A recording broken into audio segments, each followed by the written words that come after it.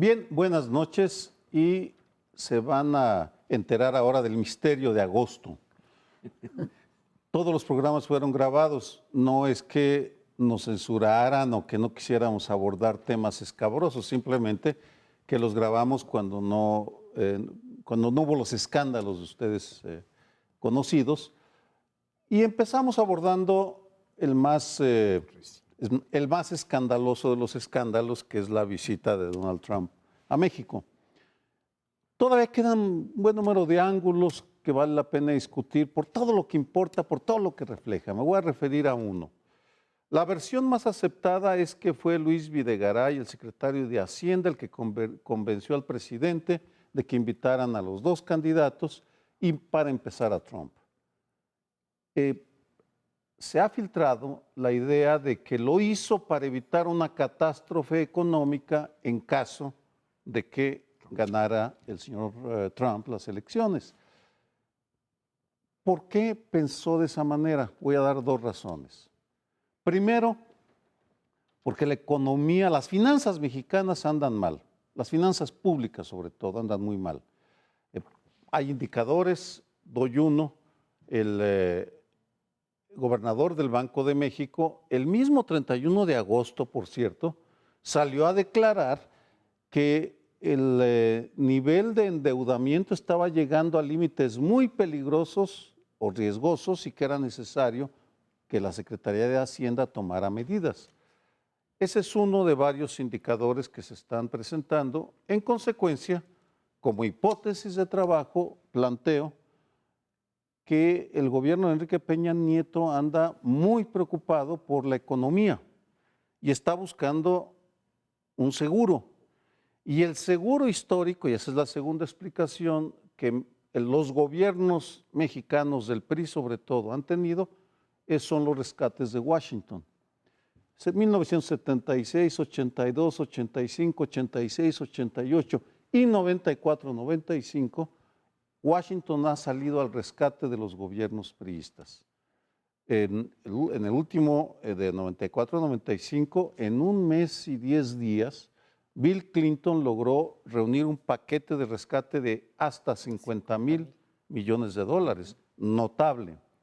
En consecuencia, que quieren curarse en salud, quieren buscar cobertura, no porque les preocupen tanto las finanzas, sino porque no quieren perder las elecciones y en consecuencia invitaron a Trump con las consecuencias que ya conocemos.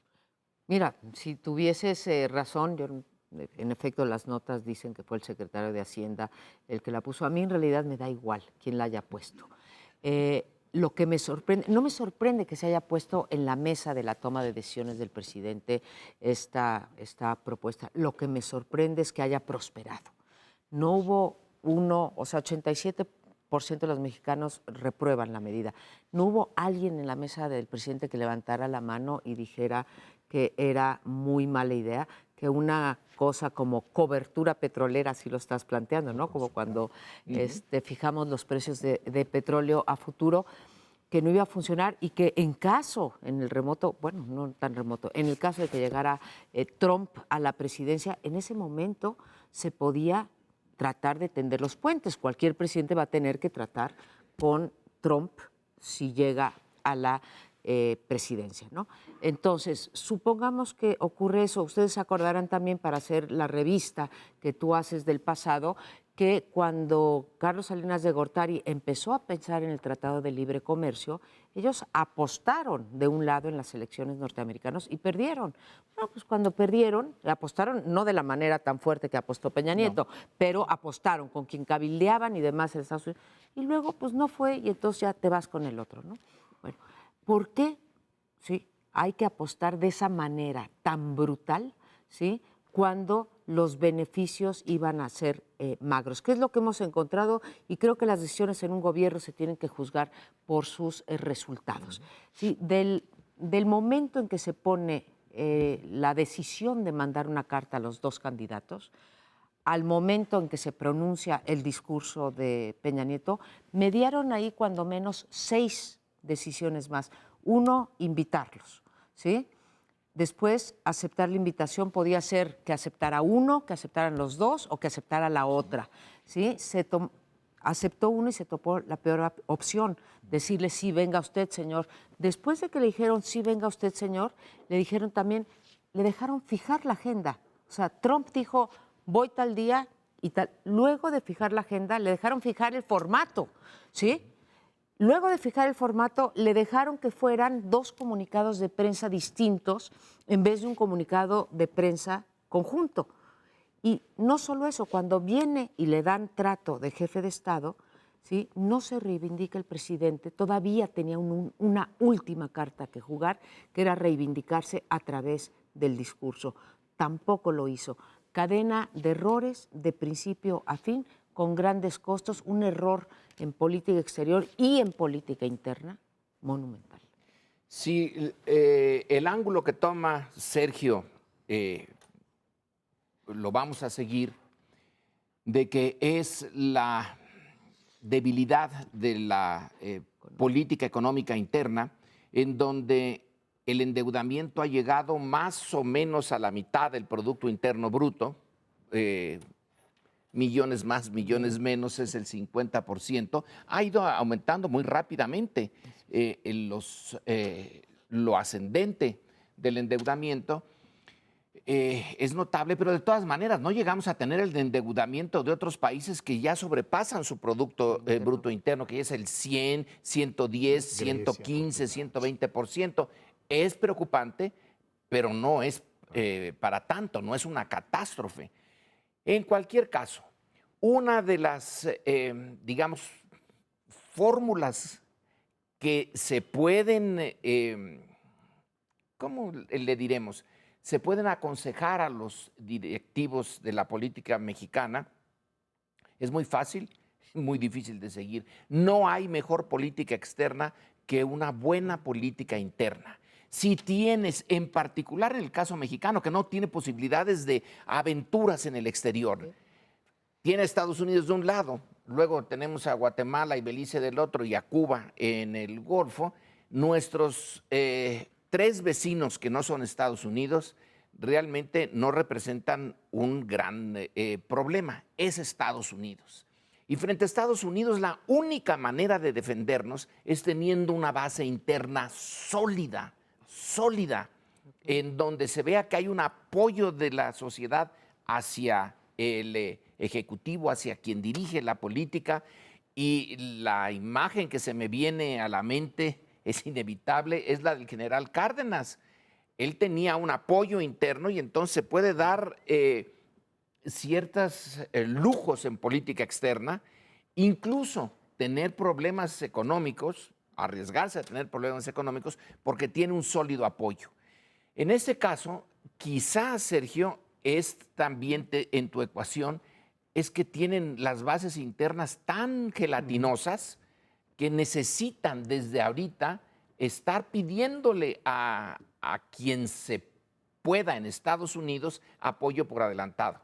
Bueno, pues yo quisiera referir un seminario en el que estuvimos Lorenzo y yo en el Centro de Reflexión Tepoztlán, que fue sobre las elecciones de Estados Unidos como 10 días antes de que llegara Trump, algo así, no lo recuerdo con exactitud. Tuvimos 4 ponentes muy buenos, uno de ellos era Miguel Bazáñez, que había sido embajador por 8 meses en los Estados Unidos, que hizo una presentación que me pareció interesantísima. Otra de ellas fue Olga Pellicer, también con unos insights muy fuertes.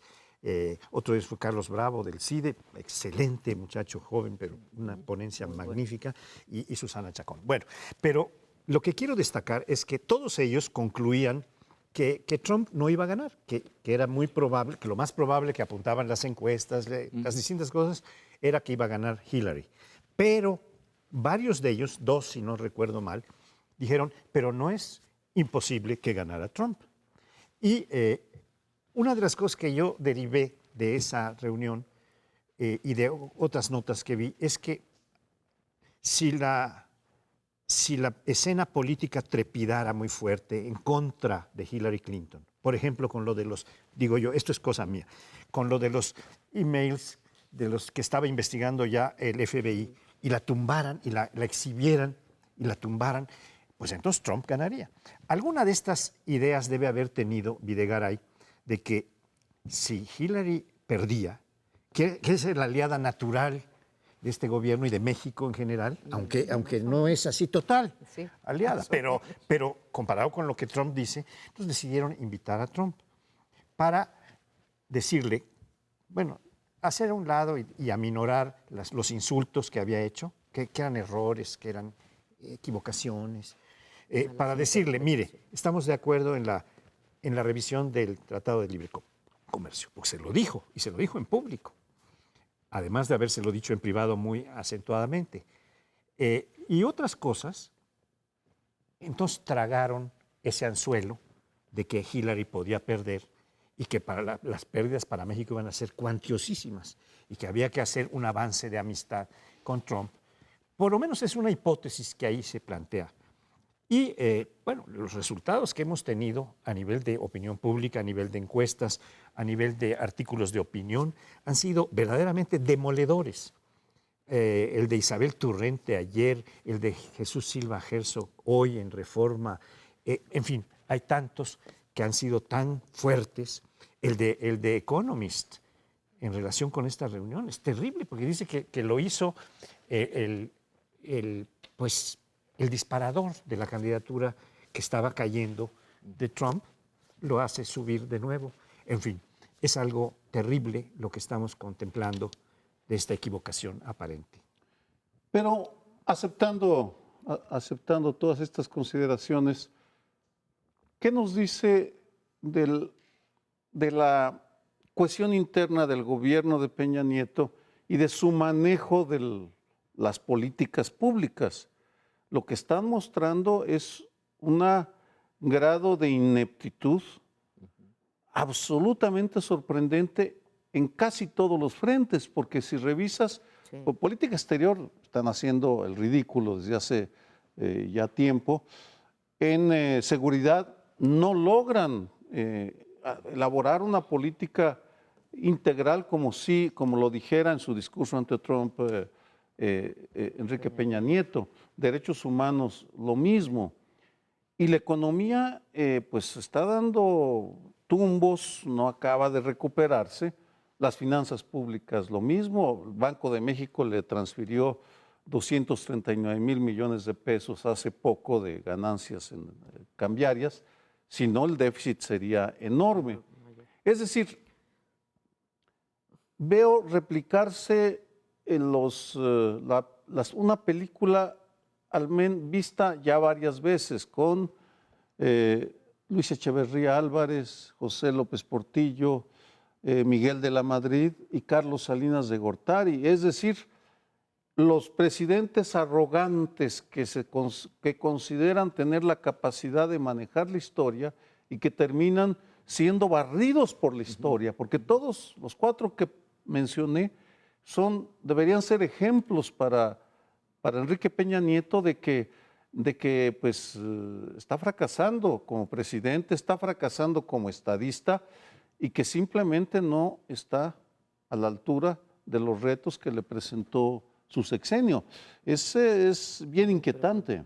Y ahora, en su equipo, ¿por qué no aceptar a la Secretaría de Relaciones Exteriores? Dejemos a la secretaria de lado, que ella no es una profesional de esto, pero la Secretaría de Relaciones tiene un núcleo básico que trae una tradición desde 200 años casi. Ahí parece que nadie les consultó, los mandaron a un lado y lo toma Videgaray, el secretario de Hacienda. Entonces, ¿quién está tripulando la nave del Estado y del gobierno mexicano? Pues creo que esa es la pregunta que muchos nos estamos haciendo. Sin olvidar que finalmente el responsable es el presidente de El la República. responsable es el presidente de la República. Con este tono optimista dejamos por el momento la reflexión sobre sobre la visita de Trump. Sergio dijo que ya habíamos presentado el problema que trajo Trump a nuestra tierra. Bueno, En realidad es enorme el problema y vamos a seguirle y propongo a mis compañeros un ejercicio relativamente sencillo.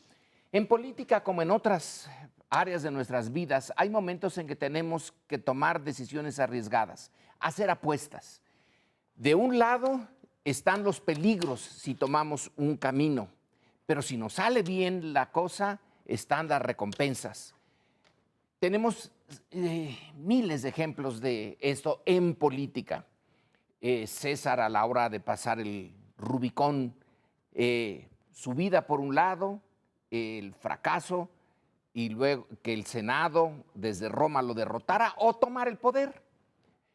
En el caso mexicano hay varios ejemplos de presidentes que tuvieron que tomar decisiones realmente durísimas. Una, quizá la más dura que se ha tenido que tomar en la historia de México, es Juárez, cuando en 1859 acepta que su secretario de Relaciones firme el Tratado Maclean-Ocampo. Cuando Juárez está en Veracruz, rodeado por las tropas de Miramón, y ya solamente falta que consiga unos barquitos que ya tenía comprados en Cuba para hacer el ataque por mar y tierra, y terminaría el proyecto liberal y terminaría desde luego la vida de Juárez. Viene la apuesta es firmar ese tratado, un tratado que en realidad cercena a México en tres, es el Istmo de Tehuantepec más 2 carreteras, todas a perpetuidad a Estados Unidos, y podía Estados Unidos, cuando lo quisiera, protegerlas, es decir, podía meter sus tropas sin pedirle a México ningún permiso. A cambio de eso, el gobierno de Estados Unidos se comprometía a apoyar a Juárez en el mantenimiento del orden interno. Era una manera de decir contra los conservadores. La apuesta es la más grande que yo pueda pensar en México. Le fue bien. Hizo bien su apuesta. El Congreso norteamericano no rechazó por razones que no vienen al caso ahorita. El tratado no entró nunca en juego. Sin embargo, sí recibió la protección de la Armada norteamericana, y el ataque de Miramón por mar nunca se llevó a cabo. Bueno, en el caso de que nos interesa, lo de Trump, ¿qué es lo que podía ganar? El riesgo era alto. El riesgo es lo que está pasando ahora, que toda la opinión pública se le vaya encima. ¿Pero qué podía ganar? Eso les pregunto. Sergio dice, bueno, pues pensaban ganar ¿qué? Una seguridad económica. Pensaban ganar el que Trump diera un paso atrás en su proyecto. Imposible, porque si da un paso atrás se hunde su candidatura. No se puede pensar en qué podían obligar a Trump a dar un paso atrás. ¿Ustedes qué piensan? Yo creo que has planteado bien el asunto en términos de qué es la política de apuestas, que los políticos tienen que tomar una decisión en función del futuro. Y tú has citado varias veces una definición de la política como es el acto de saber qué se puede ganar, qué se puede perder, cuánto, ¿no? Sí. Y cuánto, ¿Quién consigue qué, cómo y cuándo? Porque en esto yo creo que Videgaray echó sus cartas adelante y está jugando un riesgo, porque pensaba que teniendo un buen resultado con iba a tener una realización muy buena en términos de su candidatura o su posible candidatura presidencial, con lo cual ya desbancaba definitivamente a Osorio Chong y a cualquier otro dentro del PRI Y si era muy exitoso el resultado de la entrevista con Trump, pues desde luego descartaba a López Obrador, a Margarita y a cualquier otro, ¿no? Y digo, es creo que la apuesta que se avienta, no puedo más que calcularlo, no lo sé a punto fijo, pero parece una apuesta directa de Videgaray en la cual el presidente pues resulta un colaborador y resulta alguien que sí está dispuesto a apoyar a una gente como Videgaray para ser candidato presidencial de su partido, o al menos esto es lo que yo interpreto un poco. Me parece muy, muy aventurado. Pues sí. Y entonces yo creo que ningún mexicano votaría por Luis Videgaray en el sentido de decir, bueno, apostó la suerte del último tramo del sexenio, ¿sí?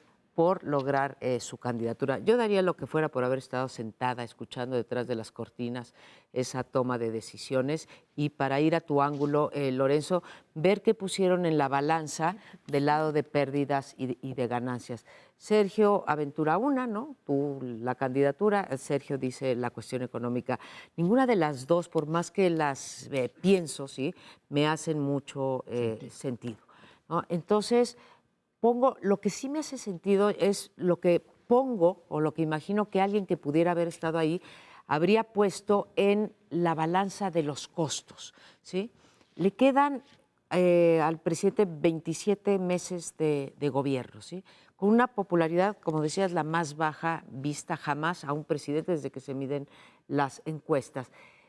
Si íbamos por popularidad, ya vamos a tratarlo del informe en donde en algún momento dijo yo no gobierno para la popularidad, pero si iba por aprobación de su gobierno, pues el costo era evidente.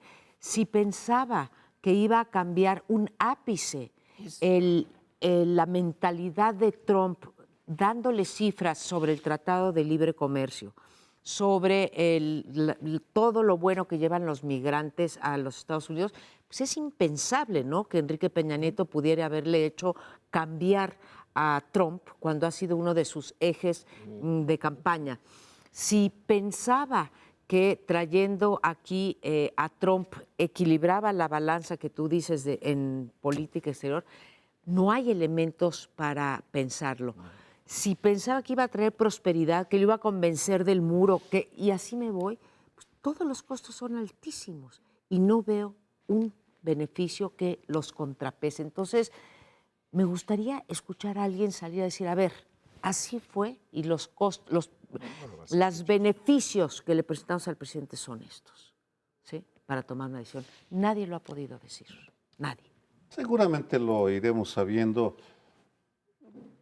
Tú comparas, y es fascinante la comparación entre Juárez y Peña Nieto. Voy a seguirle un poco por ese camino, porque hay una diferencia fundamental en las dos apuestas. En el caso de Juárez, estaba en juego no solo un régimen, sino la integridad de una república.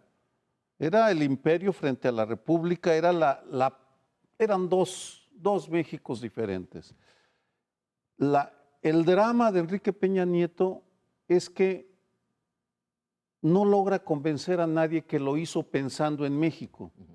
Ese es el verdadero drama, porque especulamos por los intereses de Videgaray, por creer que iba a convencer a Trump. Vamos, cito a Echeverría cuando va a visitar a Nixon a la Casa Blanca y le dice en privado, señor presidente, cuando me oiga hablar tan radical de izquierda, lo hago para hacer una alternativa a Castro. Yo estoy con usted, señor presidente.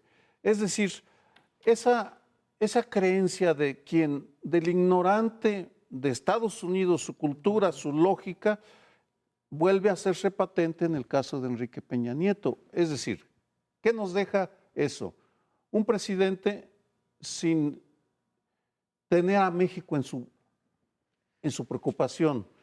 Un presidente ignorante, porque eso es también lo que nos dice, no conocen Estados Unidos. Realmente podrán haber estudiado ahí, pero la lógica del poder es diferente, no voy a meter a eso. Y finalmente no controla a su gabinete. Y entonces lo que vimos, y eso fue tal vez el desencanto emancipador, fue un presidente débil que lanza consignas, bueno, como llamados a misa. Ay, señor Trump, usted escuche esto porque así y así y así, cuando el otro pues estaba decidiendo a quién le iba a dar la palabra, porque él no solo condujo la reunión, sino fue el maestro de ceremonias de la conferencia de prensa. Y si digo que es emancipador es porque creo que un número mucho mayor de mexicanos recibió una lección de democracia. No podemos confiar en quien nos gobierna si no estamos dispuestos a involucrarnos nosotros mismos. Y eso quedó muy patente ese día. Que no conocen Estados Unidos. Es difícil conocer Estados Unidos. Uno que se ha pasado años y años tratando de conocerlo y no solamente estudiado ahí, sino las visitas, que va a una universidad y se pasa unos años. Es muy difícil. Muy difícil. Pero si tú das el salto de Toluca a la Ciudad de México, como jefe de ejecutivo del Estado de México a jefe del ejecutivo del Estado Nacional, es un salto enorme y sin haber tenido experiencia en política nacional y menos en política exterior. Entonces, supongo que a esta falta de experiencia se unen ciertas capacidades que tiene Videgaray de convencerlo de tripular ese gabinete, y se confiaron en algo que es increíble. Tomaron por sorpresa a la embajadora norteamericana aquí. La secretaria de Relaciones, que sin ser experta en relaciones tenía cierto sentido común y dijo que no, que eso no lo quería.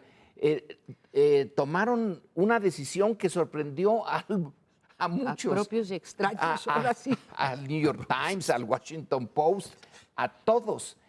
Es Al que Economist. probablemente este es el ejemplo de no tener la capacidad para dirigir al país, pero cuando se sale al exterior, y una cosa que yo no sé ustedes, pero meterse entre las patas de los caballos es la peor de las ideas. A Estados Unidos, insisto, tan complejo, querer meterse en su política interna en un momento tan vital como es este de las elecciones es jugar con fuego. Que Putin lo intente hacer desde Rusia y con sus instrumentos, medio se entiende, pero desde aquí quererse meter ahí.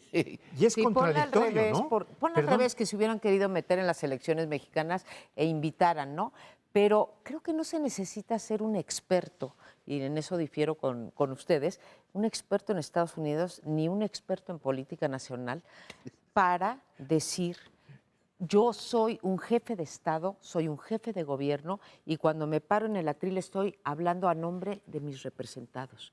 El otro señor es un mero candidato, ¿sí? Déjame Yo decir soy algo, el María Amparo. representante. Yo creo que esto fue muy contradictorio porque cuando estuvo en Washington, Peña Nieto declaró que él no se metería en política de los Estados Unidos. Y haber invitado a dos candidatos en plena campaña, pues es una contradicción flagrante. Una idea, una asociación. A Carlos Salinas lo desinfla una rebelión zapatista. Enrique Peña Nieto se termina de desinflar él mismo. Eso es para No, pues, eso es- cerrar el bloque. No, eso es quien Y lo sí, conduce. así cerramos el bloque. Espérenos, no tardamos más que unos minutos. Vamos a tratar ahora algo relacionado con el cuarto informe de gobierno del presidente Peña Nieto. Hay pocas cosas novedosas, originales, que se ve que estuvieron buscando para este mensaje, porque el informe es una cosa enorme, es como un metro de papeles que se pueden llevar en un diablito y que es muy difícil analizar de inmediato. Pero es el mensaje político el que hace el impacto. Y este mensaje político además fue sustituido por algo original, que es un reality show, la invitación de una serie de jóvenes de distintas proveniencias, que algunos han considerado que fue una escogencia a modo de los jóvenes, pero yo no me voy a meter en eso.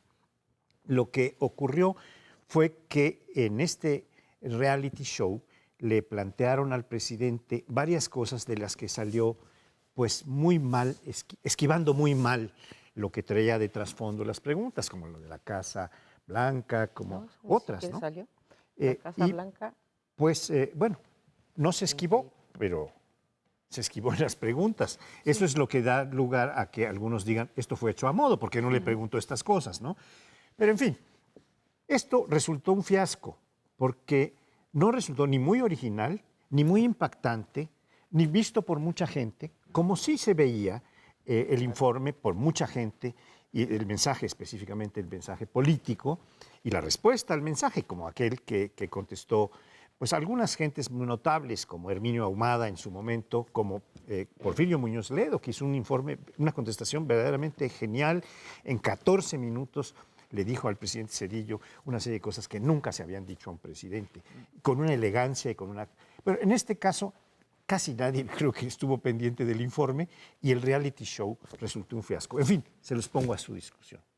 Pues para efemérides, ¿cuánto ha cambiado los informes desde el primero que recuerdo haber visto fueron el de Díaz Ordaz en 1968? Qué impactante.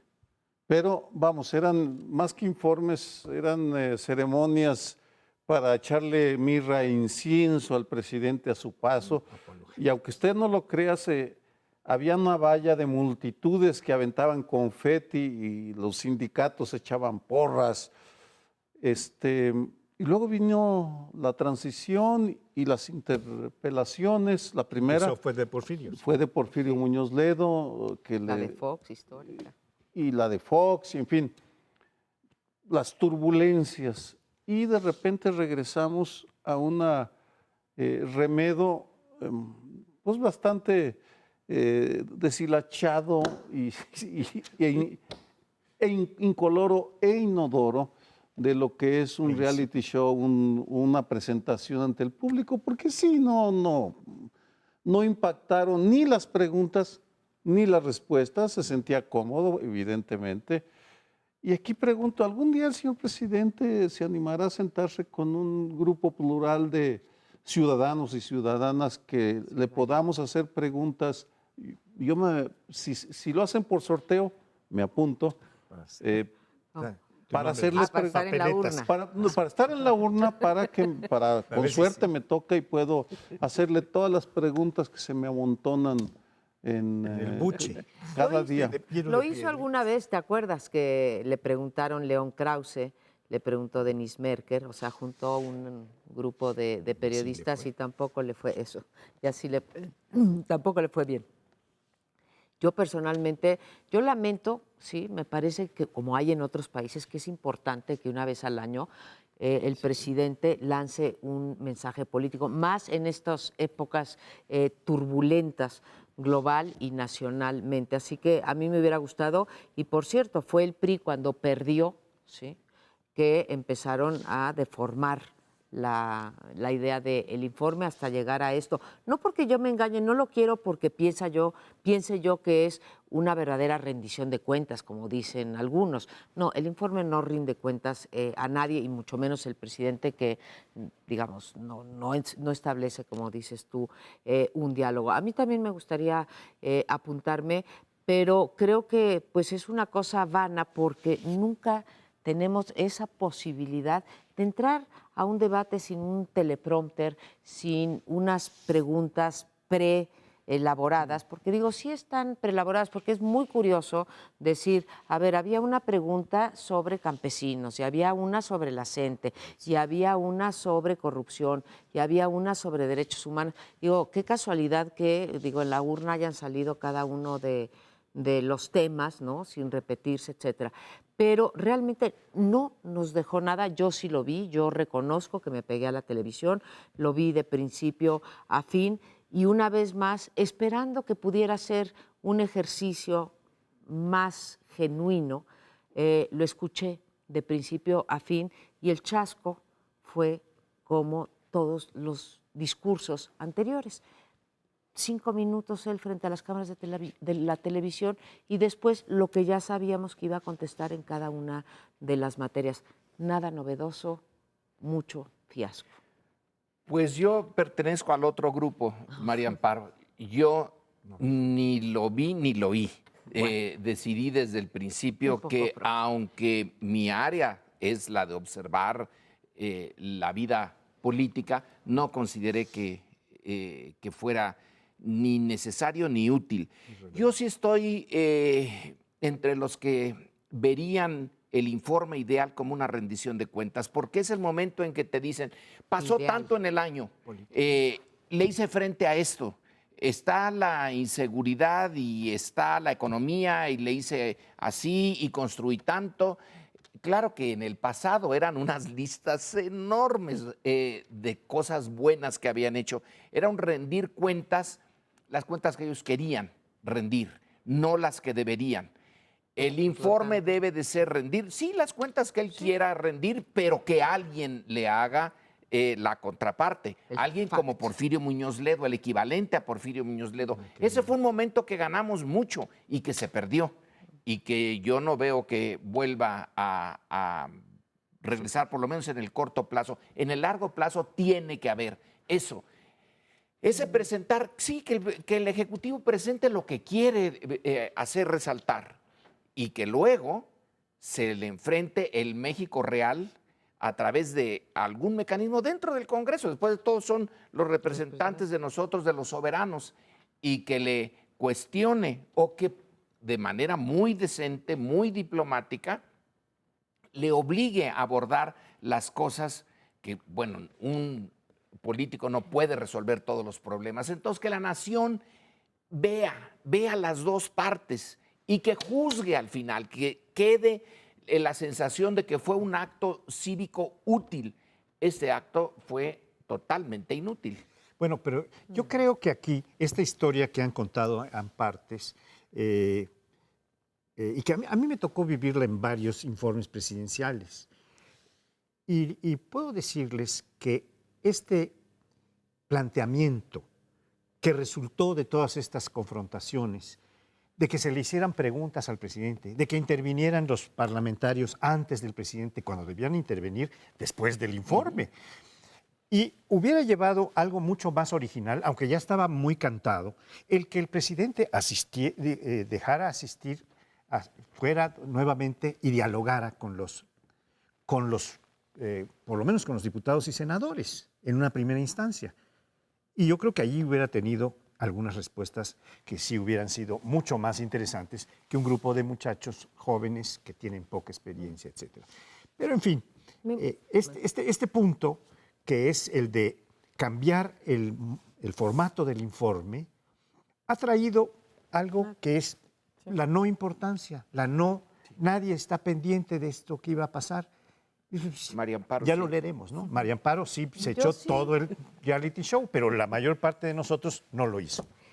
Rápidamente, sería un ejercicio de rendición de cuentas, no tanto si un personaje de la oposición, como fue en su momento Porfirio Muñoz Ledo, hacía la réplica al gobierno, porque finalmente también lo que hacía Muñoz Ledo, muy bien hecho, es un gran orador él, pues tampoco está basado en los hechos, ¿sí? Es la percepción de un personaje de izquierda.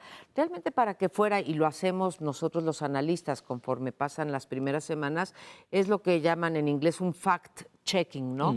Nos informa el presidente que construyeron 10 kilómetros de carretera y voy y checo, y en realidad fueron 8, ¿no? kilómetros. Es un ejercicio así. Serviría de rendición de cuentas. Yo sé que tú pusiste la palabra ideal, sería ideal que esto ocurriera así, pero podríamos sentarnos, como tú decías, con el presidente y decir, a ver, aquí dice que la economía creció esto, usted prometió esto, etcétera, ¿sí? De otra manera no veo que realmente se rinda cuentas, y escuchar lo que me quiere decir y nada más, pues no. Forma parte de la enorme distancia que hay entre quienes gobiernan y quienes somos gobernados. Realmente ponemos ellos ponen unas barreras y nosotros nos encargamos de reforzarlas. Un punto intermedio para hacer nuestra tarea es esperar a la repetición, porque afortunadamente la tecnología permite ahora irte a ver las grabaciones y entonces le puedes apretar cuando... Pero te das una cierta idea. Eso, confieso, hice con los discursos durante la visita de Trump a México. Poderlos ver con calma y regresar y decir, y vamos hasta... Hay un gusto malvado y perverso, morboso de hacer la disección y la entonación y la inflexión y las miradas. Pues, pero hay una enorme distancia. Realmente ellos están allá arriba en un mundo en el cual pueden decir lo que quieren y sienten que están siendo auténticos, democráticos, abiertos, y nosotros estamos por acá pues ignorándolos y defendiéndonos de las consecuencias de las tonterías, no solo que dicen, sino Las que hacen. las que hacen, que eso es lo más grave. Bueno, pues a pesar de la enorme distancia, como dice la canción, vamos a tener que cancelar este bloque y pedirles que nos esperen al próximo. De todos los mexicanos es conocido el creciente desprestigio de los políticos y el cada vez menor aprecio que le tenemos a la democracia. No es gratuito, no es que seamos unos amargosos, no, es simplemente que vemos la realidad y tuvimos una muestra más de cómo funciona nuestra democracia electoral. Ya no le hablo de la democracia en sentido integral, en donde hay justicia, en donde hay equidad, etcétera. No, solamente del ejercicio de ir a una urna y depositar tu voto. El día de ayer en la Ciudad de México, en el Distrito Federal, hubo elecciones para elegir planillas vecinales y también a qué se va a dedicar eso que se llama muy pomposamente el presupuesto ciudadano, en donde tenemos supuestamente la posibilidad de decir, a ver, voto por tal planilla y yo quiero que se pavimente mi colonia, ¿no? O parte de mi delegación o como vayan siendo las cosas. Pues bueno, estas elecciones fueron secuestradas, y lo digo con toda responsabilidad, fueron secuestradas por el jefe de gobierno y por los delegados, que se dividen entre el PRD y Morena. Vimos en los días anteriores repartos de despensa, pagos de votos. Tenemos videos grabados en donde después de votar van y reciben 250 pesos. Estoy diciendo la cifra exacta, en otras, esto en la Cuauhtémoc, en otras fue de 1,500, en fin. Todo esto, ¿sí?, para hablar de la calidad de la democracia en México, independientemente del partido. Llegamos a tal punto, y lo menciono ahora porque se dice mucho que si podríamos pasar a las urnas electrónicas, o sea, a votar por computadora. Registramos vecinos de varias colonias, ¿sí?, como días antes, porque si lo hacías electrónicamente te tenías que preregistrar, te preregistrabas y luego te llevaban a los centros de votación. Gente que no tenía computadoras en su casa, que tuvo que haber sido preregistrada por algún líder corporativo o por algún delegado o personal, etcétera. Un fraude y una pantomima de lo que debe de ser un ejercicio ciudadano en el nivel de gobierno más cercano a nosotros, que son los gobiernos municipales, en este caso delegacionales, e incluso más pequeño, vecinales. Sergio Aguayo, Y sí voté, ¿eh? Sergio Aguayo tiene, y en varias ocasiones lo ha puesto aquí sobre la mesa, la idea de que la Ciudad de México representa, en términos de cultura política, de cultura ciudadana, pues una de las partes más avanzadas del país. Pero como lo vimos ayer y antier y antes, esas fotografías con los tinacos de Rotoplas, que no se pueden ocultar porque son monstruosidades, en camionetas, la Ciudad de México tiene también eso, tiene esa parte tan degradada, tan hasta abajo. Creo que la mayoría no votó. No. Necesitamos saber las cifras exactas. Pero en la parte que sí se votó, nada más los testimonios gráficos de los tinacos es para dar una tristeza enorme. No hemos avanzado. Si en la parte más avanzada, si suponemos que somos la más avanzada políticamente del país, tenemos esto, los pagos van de 250, dijiste, luego 400, había quien, y luego hasta 1,500, para repartirse que 850 millones de pesos del DF.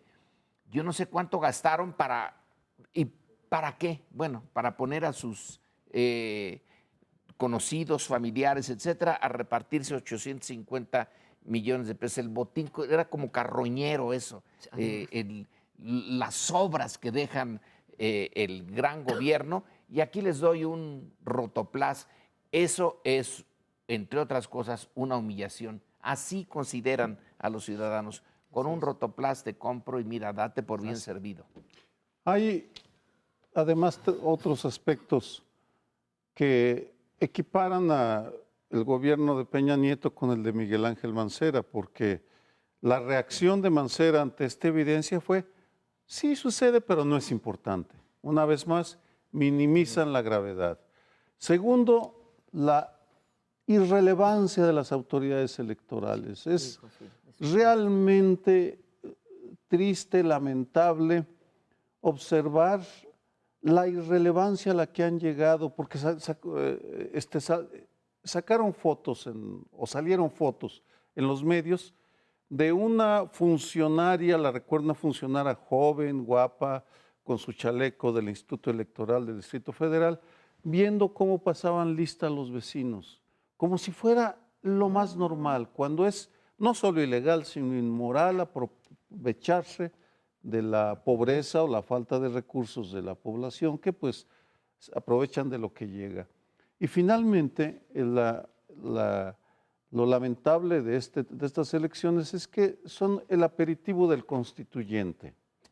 Vamos, realmente me sorprende cómo personajes como José Woldenberg, Clara Hussinman, Miguel Concha, que están entre el grupo de ciudadanos elaborando el constituyente, y los respeto y los quiero mucho, ¿por qué no salen a decir, a condenar esas prácticas? Están siendo desafortunadamente cómplices de la degradación de una democracia que ahora nos van a querer compensar con un constituyente que a lo mejor queda muy bien la Constitución, no critico ese trabajo conceptual, pero no podemos, no debemos tolerar esa violación, abuso de la democracia, porque se pervierte, se degrada.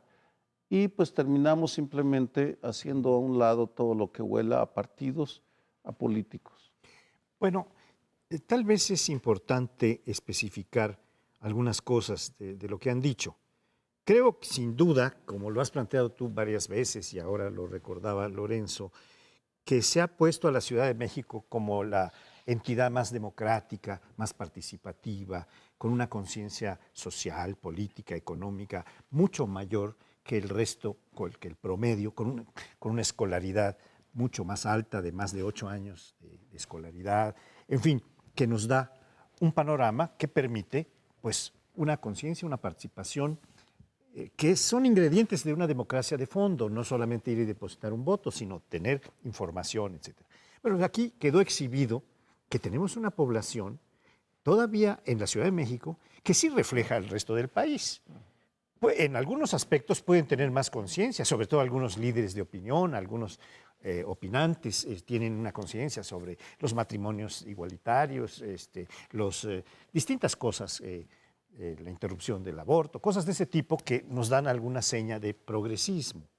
Pero cuando llega el hambre y te ofrecen una despensa, un tinaco, 1,500 pesos o 250 si no alcanzas más que eso, es terrible ver a nuestra población tomando eso para vender literalmente su voto y dejar a la parte que se consideraba la más democrática, la más participativa, en el ridículo más espantoso, en la participación más pobre que tenemos en una elección de algo que debía ser lo más cercano, como ya decía María Amparo, pero resulta que por un rotoplas la distancia se hace enorme. Esto es lo que... Yo creo que en lo que menos avanzado es el Distrito Federal. Reivindico mi derecho a decir Distrito Federal hasta que no pase la Constitución. En el Distrito Federal es la... La federal, que es la que dice la Ciudad de México. Pues, se me fue la idea. Reivindico no reivindico. Me parece que lo que vimos ayer fue el ejemplo más claro de lo que es el voto corporativo. Y en ese sentido, el Distrito Federal, la Ciudad de México, es una de las ciudades pues, más retardadas en eso. Y qué bueno que traes el tema, Sergio, sobre la Constitución de la Ciudad de México. A mí me da terror con este instituto electoral, con estos ciudadanos y con estos gobernantes que orquestan, porque no están libres de responsabilidad, orquestan las elecciones, que se metan figuras, ya lo discutiremos alguna vez, no sé la opinión de ustedes, como la revocación de mandato, ¿sí? Tú metes esto en una constitución con el nivel de compra de voto y mueves la elección para el lado que tú quieras. Yo quisiera advertir sobre ese punto ahora que lo mencionas. ¿Cómo hacemos compatibles ciertos derechos democráticos con la compra del voto, Sergio? Pues es que vivimos en dos realidades o varias realidades simultáneas, pero en el tema democrático, el del discurso y las normas y el de la realidad de la compra del voto, la fragmentación del autoritarismo, porque lo que uno observa es, antes había una estructura jerárquica vertical que cubría todo el país, ahora son pequeñas unidades que se encargan de comerciar, porque además no hay quien los controle totalmente, están al servicio del mejor postor.